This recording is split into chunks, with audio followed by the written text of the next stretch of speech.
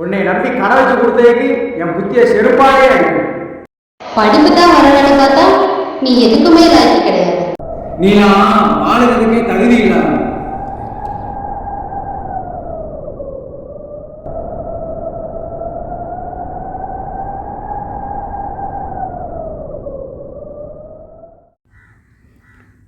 தம்பி,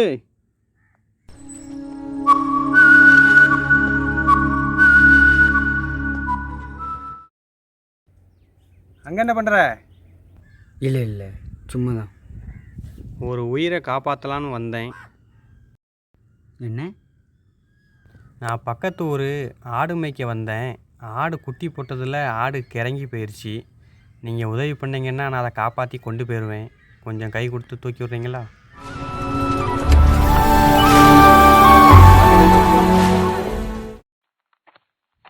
இவ்வளோ நேரம் யாராவது வருவாங்களான்னு தேடிக்கிட்டு இருந்தேன் தம்பி. நல்ல வேளை நீங்கள் வந்தீங்க. அந்த கடவுளுக்கு தான் நன்றி சொல்லணும். கடவுள் நம்பிக்கை ரொம்ப உண்டோ? முன்னாடியெல்லாம் கோயிலே தான் இருப்பேன். இப்போ அங்கே இருக்கிறது இல்லை. இப்படி அங்கங்கே இப்படி சுற்றிக்கிட்டு இருக்கிறேன். ஏன்னா கோயிலுக்கு வரவங்க எல்லாரும் இதை கொடு அதை தரேன், அதை கொடு இதை தரேன்னு பேரம் பேசிக்கிட்டு இருக்காங்க. நான் அரசியல்வாதியா? இது கடவுள்னா அரசியல்வாதியா? எனக்கு ஓட்டு போட்டால் தான் நான் உங்களுக்கு எல்லாத்தையும் செஞ்சு கொடுப்பேன்னு சொல்கிறதுக்கு. நல்லதே செஞ்சால் நல்லதே நடக்கும். நானும் கடவுளுக்கு நிறைய நேர்த்தி கடன்லாம் பண்ணியிருக்கேன். எனக்கு எந்த நல்லதும் நடந்தது கிடையாது. எல்லாத்தையும் கடவுளுக்கு பண்ணுறதை நிப்பாட்டிட்டு எல்லாரையும் கடவுளாக நினச்சி பண்ணு. உனக்கு வாழ்க்கையில் நல்லதே நடக்கும்.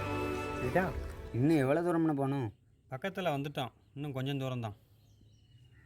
ரொம்ப நேரமாக நடந்ததில் கால்லாம் வலிக்குது. உட்காரு, கொஞ்சம் ரெஸ்ட் எடுத்துகிட்டு போவோம். முருகா.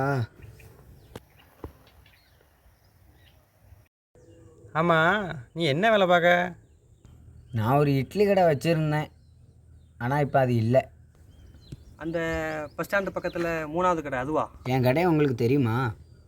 உன் கடையில் முதல்ல நான் தான் சாப்பிடுவேன். எனக்கு கொடுத்துட்டு தான் நீ மற்றவங்களுக்கே கொடுப்பேன். சாப்பிட்ருக்கேன். உன் கடை இட்லி சாம்பார் அருமையாக இருக்குமே. சரி, இப்போ அந்த கடை என்னாச்சு? கடைலாம் நல்லா தான் போயிட்டு இருந்தது. கூட்டெல்லாம் வந்துட்டு தான் இருந்தது.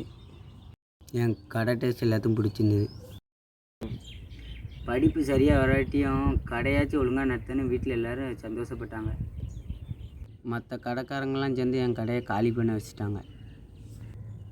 நான் எதுக்குமே லாய்க்கு கிடையாது. வீட்டில் பண்ணு. வீட்லையா? வீட்டில் வந்து வாங்குவாங்களா? நீ இந்த சிங்கப்பூர் சலூன் படம்லாம் பார்த்தது இல்லையா? தரமான பொருள் எங்கே கிடைச்சாலும் மக்கள் தேடி வந்து வாங்குவாங்க. வண்டை தேடி பூ போவாது, பூவை தேடி தான் வண்டு வரும். அதுதான் இயற்கை. இந்த உலகம் ரொம்ப பெருசு நண்பா. இங்கே எக்கச்சக்கமான வாய்ப்புகள் கொட்டி கிடக்கு. என்ன தளபதி விஜய் மாதிரிக்கு பேசுறீங்க? உனக்குத்தான் அவரை ரொம்ப பிடிக்குமே. எனக்கு தளபதி பிடிக்கணும், உங்களுக்கு எப்படி தெரியும்?